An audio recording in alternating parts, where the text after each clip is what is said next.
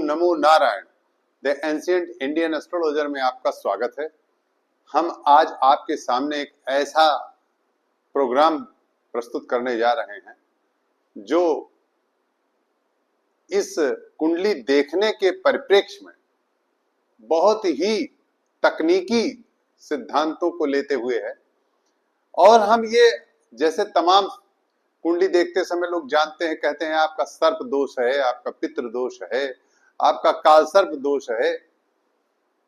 इसी प्रकार से जो हमारी विंशोत्तरी दशाएं चलती हैं, कभी कभी आप देखिए कि आपके उच्च के ग्रह होते हैं, फिर भी आपको बहुत कष्ट होता है। कभी कभी ऐसा होता है कि वो ग्रह मित्र के घर में बैठे हैं, तब भी बहुत कष्ट होता है। क्या कारण? इसीलिए हमें कुंडली देखते समय अच्छे गुरुओं का सानिध्य होना चाहिए। ज्योतिष का सीखना गुरु के सानिध्य में आवश्यक होता है। इसलिए हम आपको एक चीज बताते हैं कि ज्योतिष में एक जो बहुत बड़ी मुख्य बात है वो यह है कि हम एक एट ए ग्लांस जब कुंडली देखते हैं तो बस मित्र क्षेत्र में है, स्वग्रही है, उच्च का है और हम प्रिडिक्शन करने लगते हैं। लेकिन ऐसे नहीं करना है। आज हम आपको कुछ ऐसे सूक्ष्म सिद्धांत बताने जा रहे हैं जो ग्रहों के अंशों पर आधारित है और अच्छा बुरा दोनों स्थितियों का कैसे आपको जान लेना है, ये हम आज आपको बताएंगे। आज का टाइटल है, आज का शीर्षक है सर्प द्वेष कांड। जहर ही नहीं,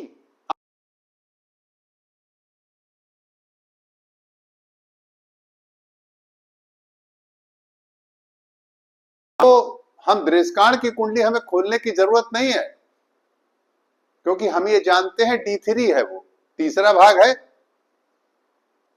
तो अब हमें कोई उसमें खोलने की जरूरत नहीं, हम यही से जान जाएंगे। केवल कुंडली की अपनी कुंडली देखेंगे, उसमें ग्रहों के अंशों को देखेंगे, उससे हम जान जाएंगे कि कौन से ग्रह सर्प द्वेषकांड में बैठे हुए। आइए अब हम आपको बताते हैं कि कौन सी राशियां ऐसी हैं जिनमें सर्प द्वेषकांड लागू होता है।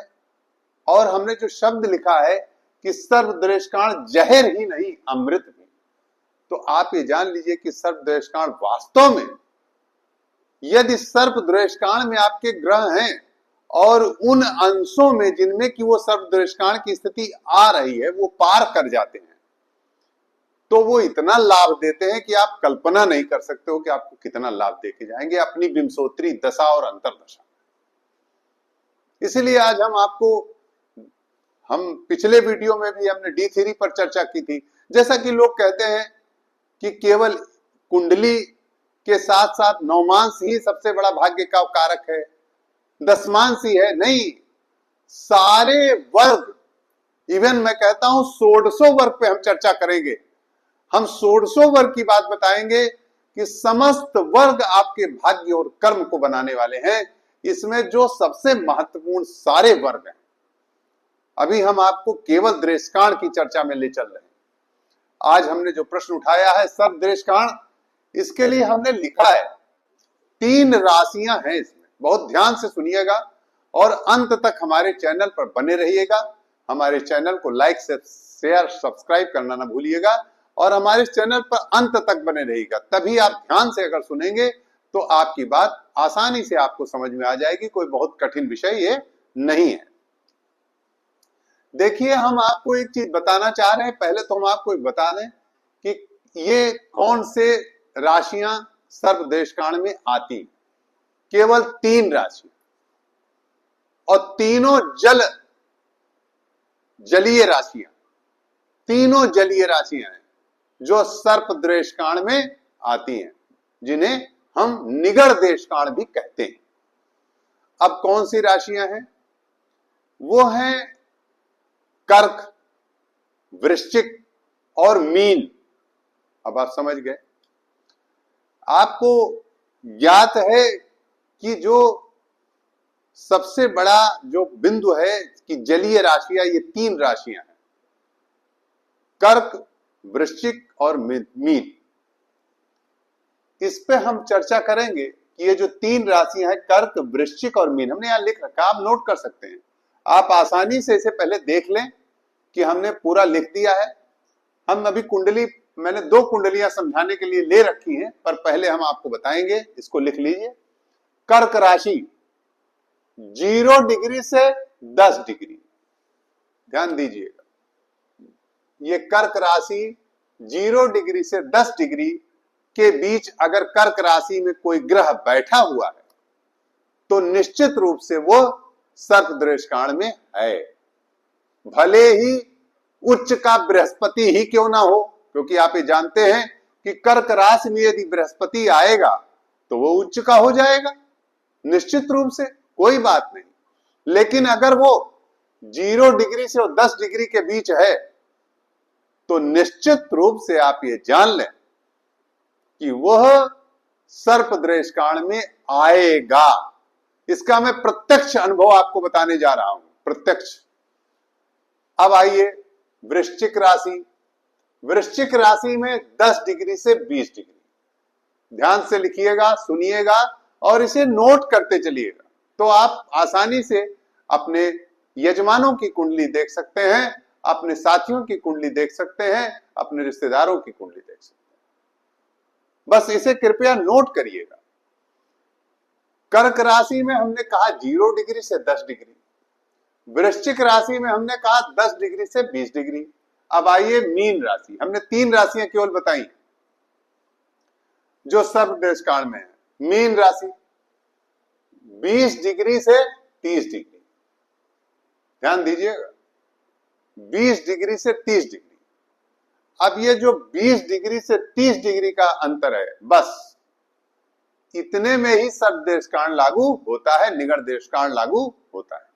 यानी यदि कर्क राशि में आपकी कुंडली या किसी की भी कुंडली में कोई भी ग्रह बैठे हो, इवन बृहस्पति ही क्यों ना बैठे हो, हम तो ऐसे ही कहते हैं, उच्च का बृहस्पति बैठा हो और अगर वो 0 से 10 डिग्री पर है तो वह सर्प दृष्टिकाण में ही रहेगा, ये लागू होगा। ठीक इसी प्रकार से वृश्चिक राशि में 10 डिग्री से 20 डिग्री के बीच यदि मंगल ही क्यों ना बैठा हो स्वग्रही, तब भी यदि 10 डिग्री से 20 डिग्री के बीच है तो उस पर भी यह कंडीशन लागू होती है कि वह भी सर्प दृष्टिकाण में रहेगा, चाहे उच्च का हो चाहे स्वग्रही हो। लेकिन अगर इन अंशों के बीच है, ध्यान दीजिएगा, ये अंश 0 से 10, 10 से 20, तो वो सर्प दृष्टिकाण में रहेगा। मीन राशि में आ जाइए, यदि मीन राशि है और मीन राशि में कोई ग्रह बैठा है तो वह 20 डिग्री से 30 डिग्री के बीच यदि है तो यह सिद्धांत लागू होता है, कोई भी ग्रह चाहे वो शुक्र ही क्यों ना हो, अर्थात शुक्र यहां उच्च का होता है, बृहस्पति यहां स्वग्रह ही होता है, लेकिन वहां भी यह सिद्धांत लागू हो रहा है। यदि मान लीजिए शुक्र यहां पर 20 डिग्री से 30 डिग्री के बीच है तो उस पर भी सर्प दृष्टिकाण की स्थिति लागू हो रही है कि वो सर्प दृष्टिकाण में है। ठीक, अब हमने एक कंडीशन दी है, यहां हमने लिखा है, यहां एक कंडीशन है, क्या हमने लिख दिया है, ध्यान से पढ़ लीजिए। उच्च के या स्वग्रही ग्रह ना हो तब पूरी तरह से वह जहर ही जहर है।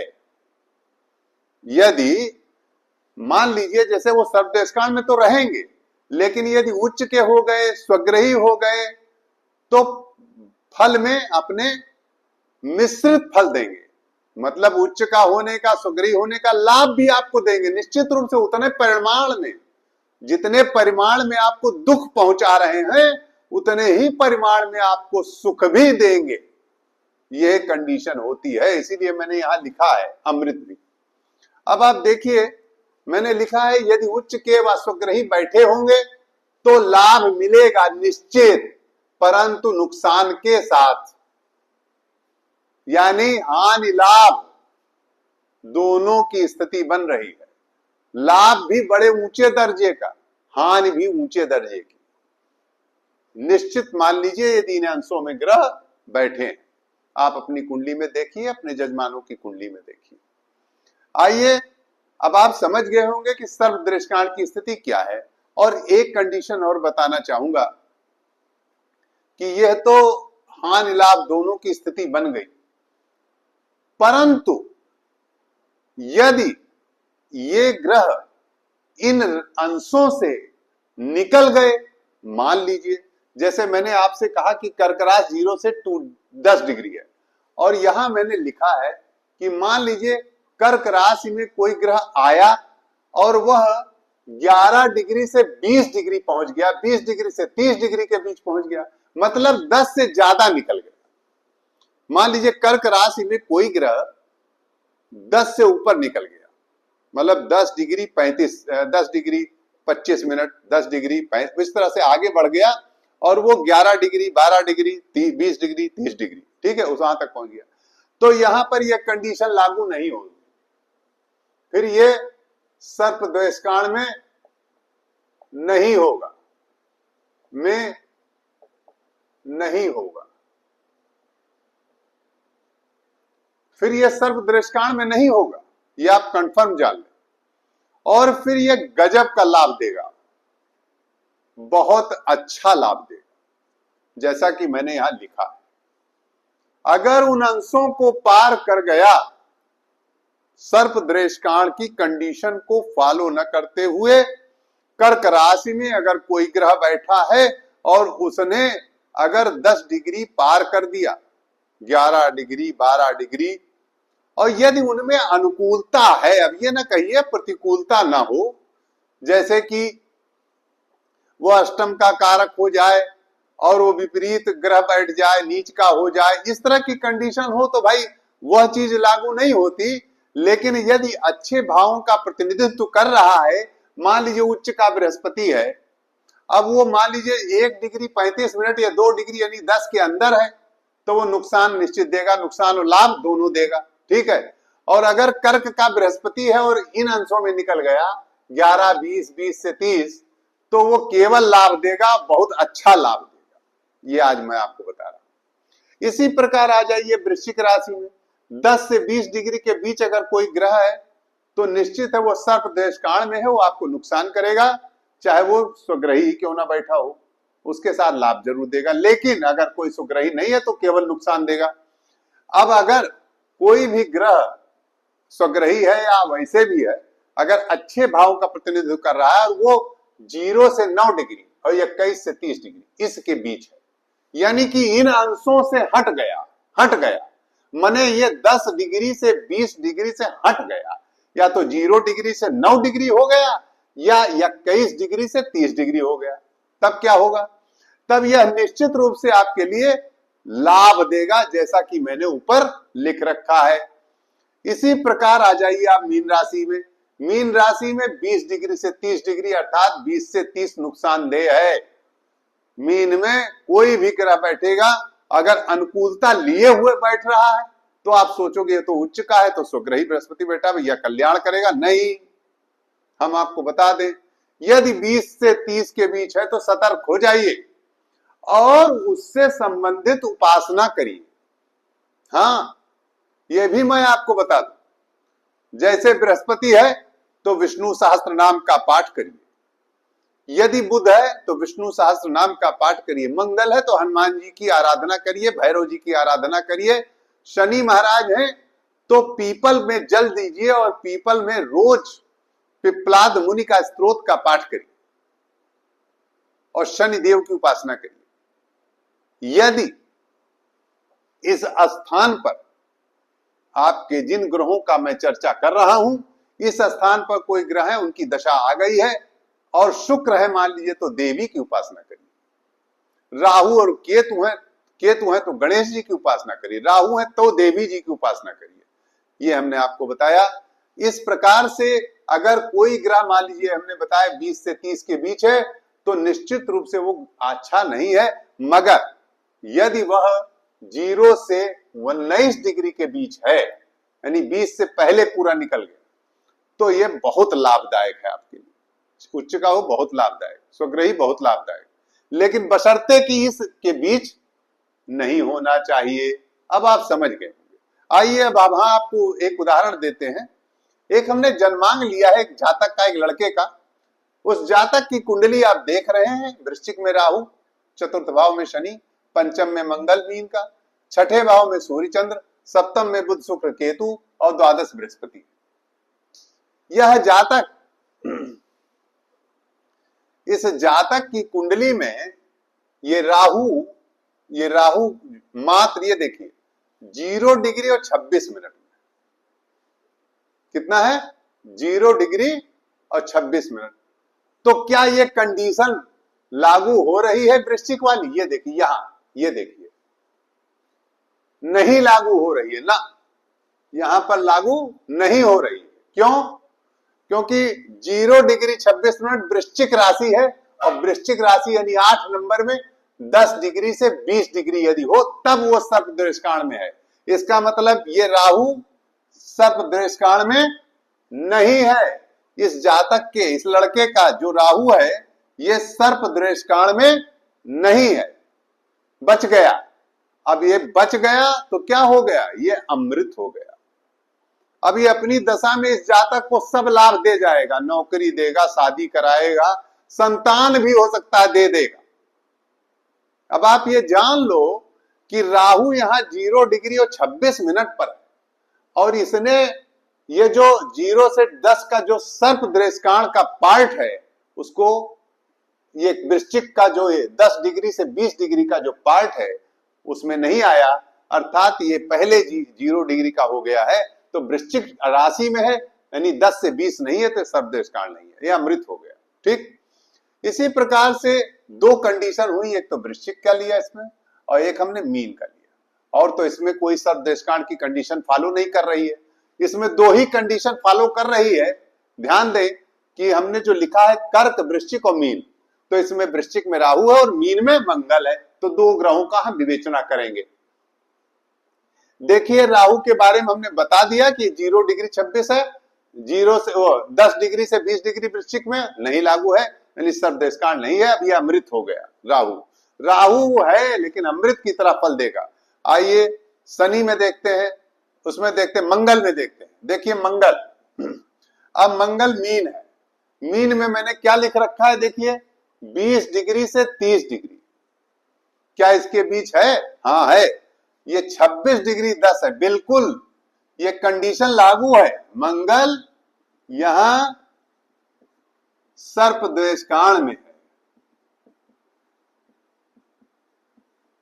अब मंगल यहां सर्प दृष्काण में हो गया, और मैं आपको बताऊं कि जब इस जातक की मंगल की महादशा चली है तो अपार कष्टों का बिल्कुल पहाड़ टूट पड़ा है। ऐसा कष्ट जीवन में इस जातक को हुआ ही नहीं, अपार कष्ट, केवल सर्प दृष्काण। जबकि सामान्य पंडित या इस तरह का ज्योतिष कोई देखेगा कुंडली तो क्या कहेगा? कहेगा अरे ये तो लग्नेश त्रिकोण में बैठा है, पाराशरी से केंद्र त्रिकोण का सिद्धांत लागू हो रहा है। लग्नेश त्रिकोण में बैठा है और मित्र के घर में बैठा है, यानी बृहस्पति मंगल का नैसर्गिक मित्र है, और यहां पर देखिए लग्नेश त्रिकोण में बैठा है, मित्र यानी मंगल बृहस्पति के घर में बैठा है। अर्थात मंगल को तो लाभ देना चाहिए, लेकिन मंगल ने यहां बहुत नुकसान किया। और जब ये राहु की महादशा आई तो इस जातक के जीवन में अभूतपूर्व परिवर्तन हुआ। जो बीमारी थी वो राहु की दशा में उसका इलाज हो गया, और वो इलाज ऐसा हुआ कि वो जातक एकदम ठीक हो गया। तो मेरा यही कहना है कि आपको जो मैंने पॉइंट दिए हैं बड़ी गंभीरता से सूक्ष्म विवेचन करना होगा। और इसके साथ ही आइए अब हम आपको बताते हैं इस कुंडली से इतर एक कुंडली हम चर्चा कर रहे हैं। ध्यान दीजिएगा, मेष लग्न की कुंडली है, राहु एक लग्न में, चौथे बृहस्पति और मंगल, यहाँ केतु, यहाँ शुक्र और शनि, सूर्य चंद्र बुध। अब यहां देखिए यहां कौन कौन से ग्रह लागू हो रहे हैं। ये यहां पर कर्क में बृहस्पति है, द्वादश भाव में शुक्र है। यहां ये देखिए शुक्र और शनि कहां लागू हो रहे हैं? शुक्र और शनि। और यहां यानी इनके जो ग्रह बन रहे हैं, ये जो जातक है श्रीमान जी, ये श्रीमान, इनके ग्रह क्या बन रहे हैं? एक तो बृहस्पति महाराज बन रहे हैं सर्प दृष्काण में। तो बृहस्पति कितना हुए? कर्क में क्या कंडीशन है देखिए, कर्क में 0 to 10, तो देखिए 1 डिग्री और 14 मिनट, ध्यान से देखिए, ये कर्क जो है 1 डिग्री 14 मिनट, यानी बृहस्पति सर्प द्वेषकाण में है। देखिए है, ठीक। अब देखिए क्या शुक्र भी है? शुक्र देखिए, इनके शुक्र मीन में है, तो मीन में क्या है? 20 डिग्री से 30 डिग्री। देखिए इनके शुक्र 22 डिग्री से 51 है, अर्थात शुक्र भी सर्प द्वेषकाण में। ध्यान दीजिए, सर्प द्वेषकाण में। अब देखिए इनके शनि कहां है? शनि इनके 7 डिग्री के हैं। शनि क्या है? 7 डिग्री के शनि है। देखिए अब 7 डिग्री के शनि होने से ध्यान दीजिएगा कि ये 20 डिग्री से 30 डिग्री नहीं, 0 से 19 में लिख रखा कि बच गए, अर्थात शनि ने इनको बचाया। ये सर्प द्वेषकाण से निकल के ये अमृत की तरफ बढ़ गए। अमृत पान कर लिया राहु ने अमृत पान कर लिया। अब इसका सीधा सा उदाहरण कि राहु को अमृत मिल गया, ऐसे जानिए आप। तो अब आप ये देखिए कि जो एक कंडीशन हमने दी है, यदि इन कंडीशन से बाहर के अंशों में ग्रह पहुंच गए इन राशियों में, तो वो अमृत पी लिए। इसी प्रकार तुला कोदंड मीन लग्न शनिश्चरः करोति भूपति जन्मे, ये मैंने श्लोक पढ़ा है। तो उस आधार पर आप देखिए कि शनि मीन राशि में बहुत अच्छा परिणाम देगा इस जातक को। ये जो जातक ये वाला है, ये जातक श्रीमान, इस श्रीमान नाम के जातक को बहुत अच्छा परिणाम दे गए। शनि की महादशा में इस जातक को सब कुछ मिल गया, सब कुछ, पदोन्नति, धन धान्य, जो कुछ भी था, मकान सब बना लिया इसने शनि की दशा। अब आप देखिए कि शुक्र की दशा कैसी है ना। शुक्र की दशा अच्छी नहीं है, ठीक है, खराब नहीं कहूंगा, क्योंकि उच्च का देखिए मैंने क्या लिखा है, उच्च के वासवग्रही बैठे होंगे तो लाभ तो मिलेगा, परंतु नुकसान के साथ। ध्यान दीजिएगा, अर्थात सर्प द्वेषकाण में पहुंच गए हैं। अब इस जातक के बृहस्पति, ये भी सर्प द्वेषकाण में, क्योंकि कर्क में देखिए हमने कहा है 0 to 10, 1 डिग्री के बृहस्पति सर्प द्वेषकाण, शुक्र सर्प द्वेषकाण। अब आपको हम बता दें कि इस जातक यानी श्रीमान नाम के जो कुंडली है मेष लग्न की, इस जातक की जब बृहस्पति की महादशा चली तो यह जातक क्षय रोग से पीड़ित हो गया, टीबी हो गई उसको।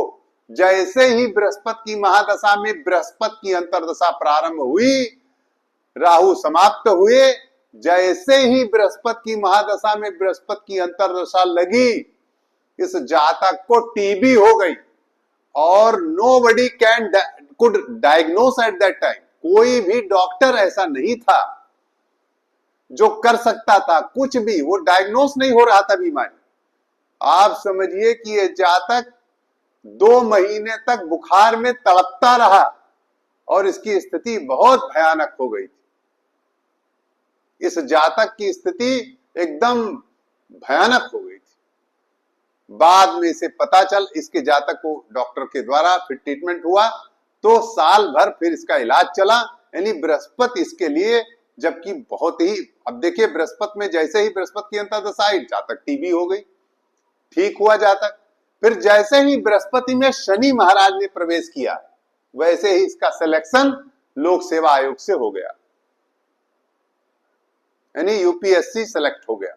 देखिए, तो हमने जो यहां लिखा है कि उच्च के व स्वग्रही बैठो तो लाभ मिलेगा निश्चित, परंतु नुकसान के साथ मिश्रित। तो आज हमने आपको सर्प द्वेषकाण के बारे में बताया है और उसका सिद्धांत दिया है कि सर्प द्वेषकाण जहरी नहीं, अमृत भी। नमो नारायण।